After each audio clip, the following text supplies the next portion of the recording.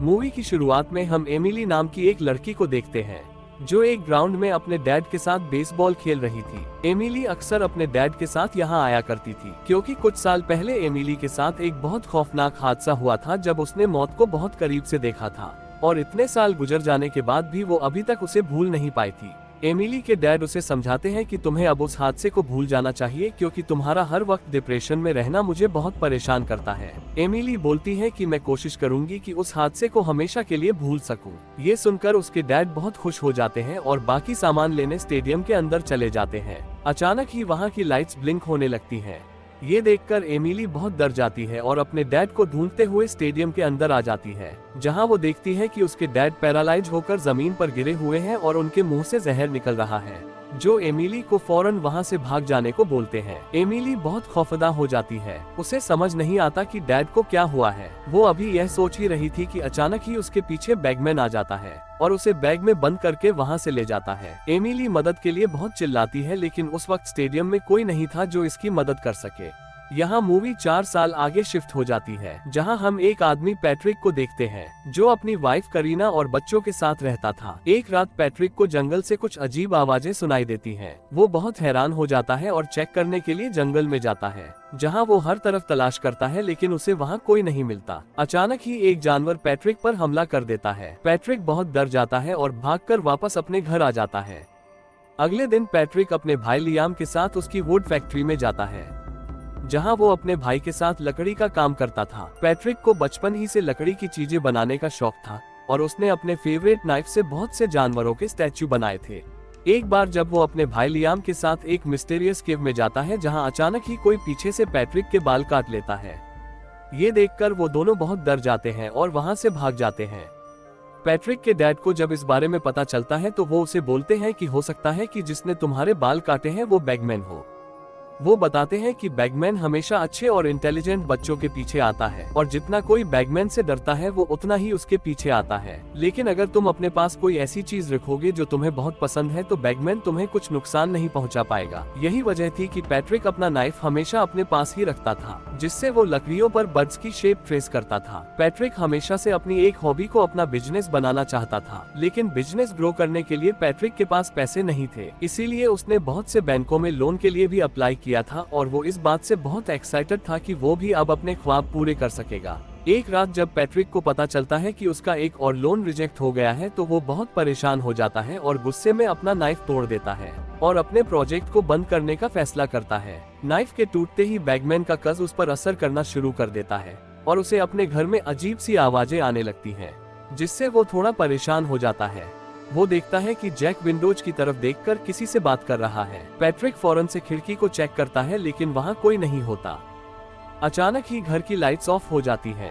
तभी उसे गार्डन में किसी के चलने की आहट महसूस होती है। वो बेसबॉल बैट लेकर बाहर चेक करने जाता है, लेकिन वहाँ भी उसे कोई नहीं मिलता। अगली सुबह पुलिस ऑफिसर उसके घर की इंस्पेक्शन करने के बाद बोलता है कि मुझे लगता है कि कल रात जो भी यहाँ था वो चोरी करने नहीं आया था, बल्कि वो तुम्हें कोई मैसेज देना चाहता था। पुलिस अधिकारी को घर की छत से लकड़ी के बने खिलौने भी मिलते हैं। पैट्रिक ये उन्हें देखकर बहुत हैरान हो जाता है। वो बताता है कि ये टॉयज मैंने बचपन में बनाए थे जो बहुत साल पहले गुम हो गए थे। मुझे समझ नहीं आ रहा कि आज ये इधर कैसे आ गए। शाम में जब जैक नहा रहा था तो एक खौफनाक पपेट खिड़की से अंदर आने की कोशिश करता है। तभी पैट्रिक वहां आ जाता है और पपेट वहां से गायब हो जाता है। रात में पैट्रिक को गराज के अंदर से कुछ आवाजें सुनाई देती हैं। वो जब चेक करने के लिए अंदर जाता है तो एक डॉल को देखता है जिसने पैट्रिक के बच्चे की कैप पहनी थी। पैट्रिक बहुत परेशान हो जाता है और वापस घर की तरफ आ जाता है, लेकिन वो जैसे ही अंदर जाने लगता है तो घर का दरवाजा खुद ही लॉक हो जाता है। पैट्रिक दरवाजा खोलने की बहुत कोशिश करता है लेकिन दरवाजा नहीं खुलता। वो दरवाजे के होल से अंदर जाने की कोशिश करता है, जहां वो देखता है कि एक बहुत ही खौफनाक बैगमैन उसके घर के अंदर आ चुका है। पैट्रिक दरवाजा तोड़कर अंदर आ जाता है लेकिन तब तक बैगमैन वहां से गायब हो जाता है। वो करीना के रूम में चेक करता है लेकिन वहाँ भी कोई नहीं था। अगली सुबह ऑफिसर पैट्रिक को बताता है कि हमें घर में तुम्हारे फिंगरप्रिंट के अलावा और कोई प्रिंट नहीं मिले। ये सुनकर पैट्रिक बहुत शॉक हो जाता है क्योंकि उसने कल रात खुद उस डेमन को घर के अंदर देखा था। अगले दिन करीना जैक को लेकर एक पार्क में जाती है, जहाँ जैक अपनी माँ को एक गिफ्ट देता है, जिसके अंदर पैट्रिक के बचपन की एक पेंटिंग थी और उसके हाथ में एक नाइफ भी था। साथ ही वो एक और पेंटिंग भी देखती है जिसमें करीना और जैक उसी तरह बैठे हुए थे जैसे वो इस वक्त इस पार्क में बैठे हुए थे। करीना ये देखकर बहुत डर जाती है और जल्दी से जैक को ढूंढने लगती है। ढूंढते हुए वो देखती है कि जैक को एक डेमन अपने बैग में जबरदस्ती डाल रहा है। तभी अचानक पैट्रिक की आंख खुल जाती है, जो ये सब अपने ख्वाब में देख रहा था। अगली सुबह पैट्रिक डॉक्टर बाबरा से मिलता है और उसे अपने साथ हो रहे सब इंसिडेंट्स के बारे में बताता है। बाबरा बोलती है कि तुम बचपन से एक फोबिया का शिकार हो, जिसमें इंसान को अपनी इमेजिनेशन सच लगती है। हो सकता है बैगमैन भी एक मिथ हो। जब करीना पैट्रिक की बचपन की पेंटिंग्स देखती है तो वह नोटिस करती है कि हर पेंटिंग में बैगमैन उसे हंट कर रहा है। बाबरा बताती है कि इतिहास की किताबों में भी बैगमैन के बारे में बहुत सी कहानियां मशहूर हैं, जो बच्चों को बैग में डालकर ले जाता था, जिसके बाद वो बच्चे आज तक नहीं मिले। बैगमैन के पास ऐसी शक्तियां भी मौजूद हैं जिससे वो माता पिता को पैरालाइज करके उनके बच्चों को उठा ले जाता था। बैगमैन पहले अपने शिकार को डराता है और बार बार तंग करता है, फिर जब उनका डर यकीन में बदल जाता है तब वो उन्हें उठाकर ले जाता है और शायद वो बच्चों को मारकर खा जाता है। बाबरा करीना और पैट्रिक को कुछ समय के लिए ब्रेक लेने का बोलती है, ताकि पैट्रिक का माइंड कुछ रिलैक्स हो सके। अगले दिन पैट्रिक करीना को बताता है कि जब बैगमैन ने मेरे बाल काटे थे तब से मेरे दिल में उसका खौफ बैठ गया था। मेरे डैड भी जानते थे कि बैगमैन सच में मौजूद है, इसीलिए वो हमेशा मुझे बैगमैन के बारे में बताते थे, ताकि अगर कभी बैगमैन मेरे पीछे आए तो मुझे पहले से ही उसके बारे में पता हो। वो बताते थे कि बैगमैन हमेशा इंटेलिजेंट बच्चों को ही गायब करता है और अगर वो किसी बच्चे के पीछे लग जाए तो उसे बैगमैन से सिर्फ उसकी फेवरेट चीज ही बचा सकती है। तुम जानती हो कि मेरा चाकू और जैक का फ्लूट दोनों ही गुम हो गए हैं, इसलिए बैगमैन अब आसानी से हमें अपना शिकार बना सकता है। इधर करीना की बहन अना बेबी मॉनिटर पर कुछ आवाजें सुनकर परेशान हो जाती है, क्योंकि ये आवाजें जैक के कमरे से आ रही थी। वो परेशान हो जाती है और तुरंत ही सिक्योरिटी को फोन करती है। अचानक ही घर की लाइट्स ऑफ हो जाती हैं और दरवाजे पर दस्तक होती है। अना बहुत डरते हुए जब बाहर देखती है तो उसे एक बहुत ही खौफनाक डेमन दिखाई देता है। अना बहुत डर जाती है और जैक को पकड़कर एक कैबिन में छुप जाती है। इधर बैगमैन अपने जादू से दरवाजे के ताले खोलकर अंदर आ जाता है और अना को ढूंढ लेता है।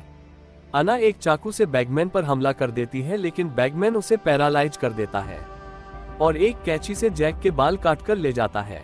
जब पुलिस अधिकारी कैमरे चेक करते हैं तो उन्हें वीडियो में कोई भी नजर नहीं आता। अधिकारी बताता है कि जिस तरह अना पैरालाइज हुई थी, बिल्कुल उसी तरह 4 साल पहले एमिली और उसके डैड भी पैरालाइज हुए थे। उनके चेहरे पर भी ठीक ऐसा ही निशान बन गया था। उस दिन एक ईविल आदमी एमिली को तोड़ मरोड़ कर एक बैग में डालकर ले गया था। अधिकारी पैट्रिक को बोलता है कि तुम फिक्र न करो, पुलिस इस मामले पर काम कर रही है और हम जल्द ही उस आदमी को पकड़ लेंगे। रात में सोते हुए पैट्रिक को बेबी मॉनिटर पर कुछ आवाजें सुनाई देती हैं। वो जब मॉनिटर चेक करता है तो उसे जैक के कमरे में बैगमैन दिखाई देता है।